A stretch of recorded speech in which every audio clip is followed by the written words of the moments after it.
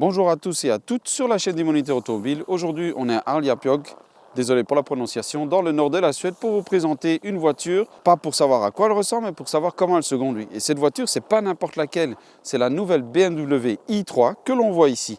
Le deuxième modèle sur la base de la Neue Klasse après le iX3 et elle doit remettre à l'avant-plan le plaisir de conduire typique d'une BMW série 3.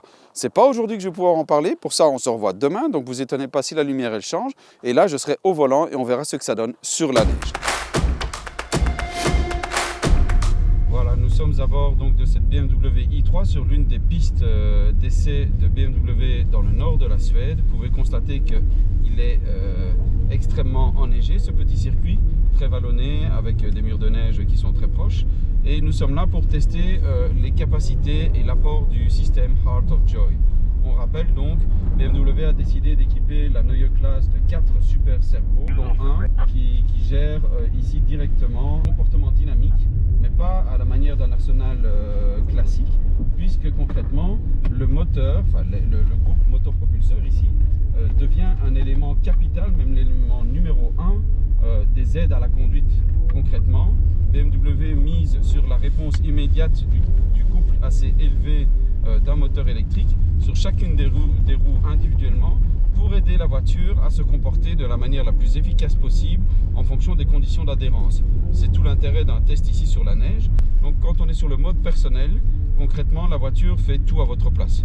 Vous tournez, vous donnez un bon coup de volant même, exagéré, et la voiture va corriger pour vous, elle va comprendre, elle va apprendre ici de la conduite, des conditions dans lesquelles vous roulez.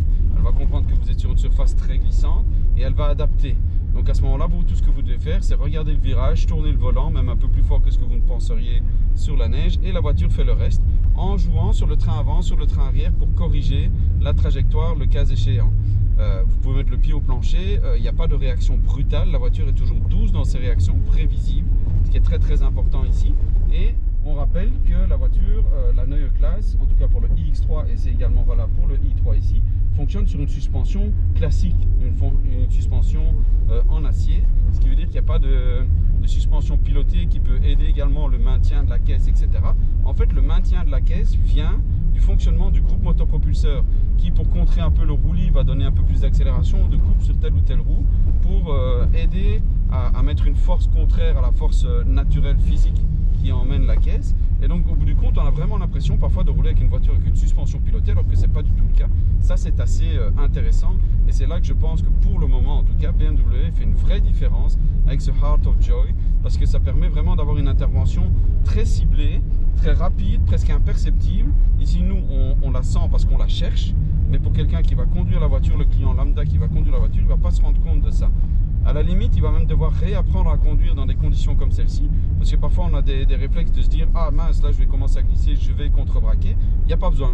En mode personnel, la voiture va faire le nécessaire à votre place et c'est assez impressionnant. Quand on passe en mode sport, c'est le mode avec lequel je roule maintenant, ici, le DTC, concrètement, là il y a un peu plus de permissibilité, le train arrière est un peu plus permissif, donc on va vous laisser embarquer la voiture un peu plus, mais continuer à corriger en utilisant le train avant. De manière générale, c'est un peu comme les voitures de rallye à l'époque, avec les 3 différentiels pilotés, sauf qu'ici la voiture le fait de manière constante et instantanée, donc il n'y a pas de réaction, la voiture agit. C'est un petit peu comme si à certains moments j'ai l'impression que la voiture sait avant moi ce que je vais faire. Donc ça c'est vraiment très rassurant et c'est très intéressant parce que ça met en lumière un équilibre très joueur de la voiture, très léger. On a l'impression que la voiture est 300 ou 400 kg plus légère que le iX3 qui avait déjà l'air plus léger que ce qu'il n'est réellement.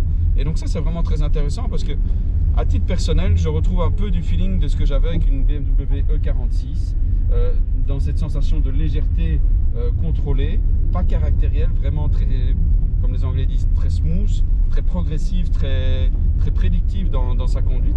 Et c'est vraiment très agréable, on a vraiment l'impression d'avoir une voiture très très légère. Alors que bon, on est quand même dans une voiture électrique avec un pack de batterie de 100 kWh ici, donc vous imaginez bien qu'on est plus près des 2 tonnes que des 1500 kg. Ben, ça ne se sent pas ici. L'autre aspect, c'est le grip, c'est-à-dire que la gestion du grip mécanique est assez impressionnante, puisque la voiture là aussi profite du fait qu'elle peut moduler à la milliseconde près la fourniture du couple sur chaque roue indépendamment et en fonction des conditions, de l'angle du volant, etc. Et donc le système en soi dans son fonctionnement n'a rien de révolutionnaire, ça existait déjà avec les voitures thermiques. La grosse différence qu'on a ici, c'est qu'avec la voiture électrique, il n'y a pas de latence, il n'y a pas d'inertie. Donc là, très clairement, ça fait une énorme différence parce que du coup, la voiture réagit au moment où vous faites le mouvement. Il n'y a pas de réaction, en fait, elle agit avec vous. On comprend un peu mieux ce que BMW veut dire par symbiose ici, dans le sens où effectivement, la voiture agit comme vous lui demandez d'agir. Elle ne réagit plus à une situation pour la corriger. Elle agit simplement avec vous pour faire ce que vous lui avez demandé, comme vous lui avez demandé, mais en ajoutant cette dose de sécurité, on va dire, qui permet d'éviter tout excès d'optimisme, etc. Donc c'est vraiment assez impressionnant la manière dont la voiture fonctionne. Très honnêtement, c'est très instructif sur les possibilités de manière générale qu'offre la voiture électrique en termes de plaisir de conduire, hein, le fameux Freude am Fahren de BMW, mais ça ne se limitera pas à BMW bien entendu, mais ce sont peut-être parmi les premiers à vraiment aller aussi loin dans la conception de la voiture, et c'est là qu'on comprend un petit peu mieux pourquoi BMW parle de Neue Klasse ici. C'est pas tellement parce qu'on a une nouvelle génération de systèmes électriques, etc. C'est vraiment une façon différente de concevoir la voiture pour offrir un plaisir de conduire qui est différent. Je veux dire, il ne faut pas se leurrer, c'est pas du tout le même plaisir qu'avec un 600 lignes ou un V8 ou peu importe. C'est différent, mais c'est vraiment très agréable. Concrètement, ça donne envie de rouler.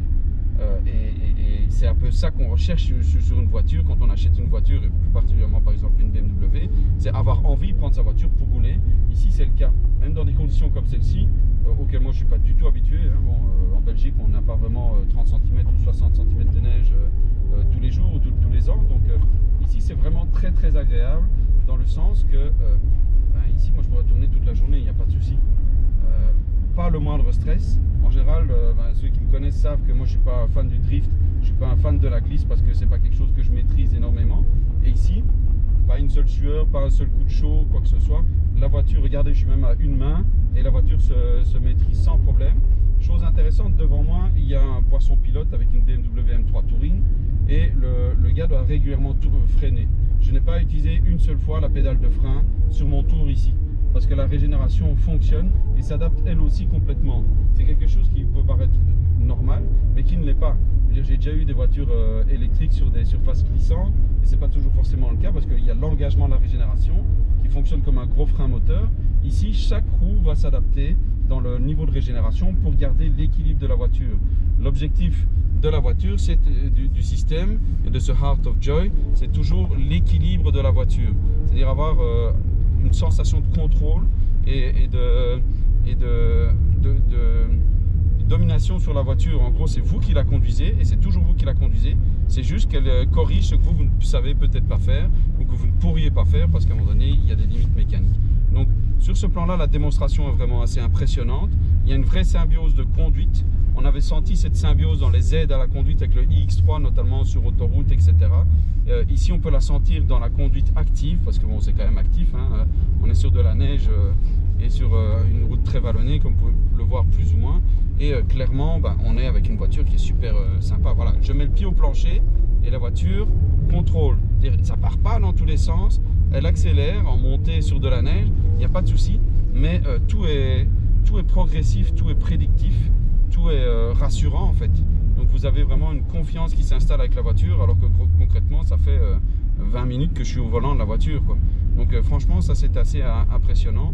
C'est quelque chose qui va sûrement se généraliser d'une manière ou d'une autre, mais c'est un point sur lequel entre autres, de la même manière que Mercedes a remis une part de son ADN dans la CLA, ici on retrouve vraiment une vraie part de l'ADN de BMW dans ces voitures.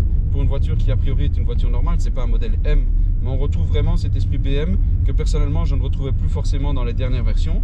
Et à ce niveau-là, un élément important, c'est ceci, c'est le volant. Je vous explique pourquoi. Le défaut que je reprochais aux BMW plus récentes, c'est qu'on n'avait pas vraiment de feeling dans la roue, dans le volant. Et ici, on retrouve ce feeling. C'est-à-dire que quand je tourne le volant, je sais exactement ce que font mes roues, ma roue avant droite, ma roue avant gauche, je le sens. Parce que justement, ce côté motricité, gestion du couple se ressent ici, que ce soit le couple positif ou négatif, se ressent dans le volant de manière très subtile. C'est pas caricatural, c'est pas à l'ancienne, mais on sent exactement ce que les roues font.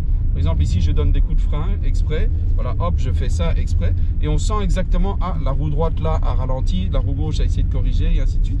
Donc, c'est vraiment assez amusant. Donc, du coup, on retrouve un vrai feeling. Et ça, c'est important parce que je reviens là-dessus, ma génération, la génération d'avant et même toutes les générations pourront pleurer le côté viscéral d'un moteur thermique qui prend des tours, qui développe de la puissance, qui vibre. Mais le plaisir de conduire, ce n'est pas que ça. La meilleure preuve, c'est une Mazda MX-5, c'est léger, c'est un moteur qui ne fait pas un beau bruit, qui n'est pas puissant, mais tout le monde adore la MX-5, tout le monde adore une Alpine à 110.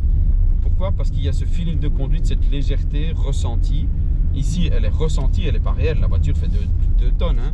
On fait 2 tonnes, donc c'est pas un plaisir, c'est pas une légèreté réelle, mais on le ressent à la conduite, et le plaisir vient de là, et ça c'est un plaisir qui est différent, mais c'est aussi un plaisir de conduire. Alors les ayatollahs de la voiture à l'ancienne vont érupter, c'est leur problème, mais moi je trouve que là clairement il y a quelque chose de nouveau qu'on n'a pas avec une i4 M50 par exemple, on n'a pas ça. On n'a pas ça, on sent beaucoup plus la lourdeur de la voiture, on sent beaucoup plus la latence, et ici franchement il y a vraiment un monde de différence, c'est vraiment très réussi. Voilà, on va profiter qu'on redescend pour pouvoir refaire la montée en mode sport ici, pour tester le fameux système soft stop. Donc en gros vous appuyez sur la pédale de façon très modérée, et on va voir que même sur une pente glissante avec de la neige, la voiture arrive à gérer l'arrêt complet sans ce petit... Attention. Voilà, il n'y a pas ce petit mouvement en plus. Donc même dans ces conditions-là qui sont plutôt très compliquées à gérer pour les systèmes, ben on se rend compte que la voiture fonctionne parfaitement avec ce fameux système Soft Stop, je vais y arriver, qui est développé et qui fait partie aussi des fonctionnalités apportées par le Heart of Joy que nous testons ici. Donc c'était intéressant de le vérifier, même dans des conditions très difficiles, c'est-à-dire descente, route enneigée avec une voiture qui est plutôt lourde, et ben, il n'y a pas de souci, le système fonctionne toujours de la même manière, avec la même efficacité. Donc ça, c'est une très bonne chose. Dernière expérimentation, ici, on va tester le Soft Stop, je vais y arriver, mais en mode B, c'est-à-dire avec le mode One Pedal concrètement. Donc ici, je ne vais plus toucher les freins, je descends, donc on est dans une pente quand même comme ceci, enneigée, et on va voir un peu ce que ça donne. Donc là, j'ai totalement levé le pied, et on va voir que la voiture gère forcément pas de la manière aussi forte que sur une route classique parce qu'elle comprend qu'on est sur une surface glissante. Mais voilà, hop, 20 km/h, 10 km/h. Hop. Et vous voyez, il n'y a toujours pas ce petit truc. Et c'est uniquement, vous voyez mes genoux, hein, donc c'est uniquement sur la régénération. Donc même dans des conditions comme ça se gère très bien. Et ça, c'est un gros progrès par rapport aux BMW électriques précédentes qui, au niveau du One Pedal, n'offraient pas ce confort et cette efficacité. Voilà, on en a fini avec cet essai de la nouvelle BMW i3 dans des conditions atmosphériques et vous le voyez, météo assez compliquées, mais ça nous a permis de faire la lumière et d'apporter un peu de clarté sur le fonctionnement du Heart of Joy de BMW. Ici, on a vraiment pu comprendre comment BMW a intégré son moteur, sa motorisation électrique pour intervenir comme un élément de dynamisme dans le comportement de la voiture. C'est vraiment très différent de ce à quoi on est habitué avec une voiture thermique et ça fait vraiment une grosse différence dans tous les cas de figure. On l'a vu aussi bien en termes de performance que de confort d'utilisation, même ça joue sur la sensation de légèreté de la voiture.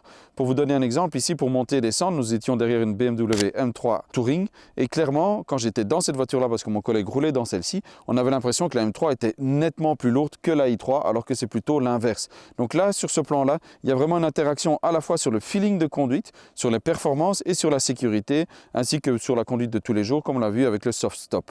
Donc très clairement, il y a un grand pas en avant qui a été fait par BMW. Il va falloir voir si les concurrents peuvent suivre et arriver au même niveau. Mais ici, la marque allemande, la marque munichoise fait vraiment la différence par rapport à son concurrente. Moi, c'est un peu tout ce que je peux vous dire aujourd'hui. Donc je vous dis à bientôt pour d'autres vidéos.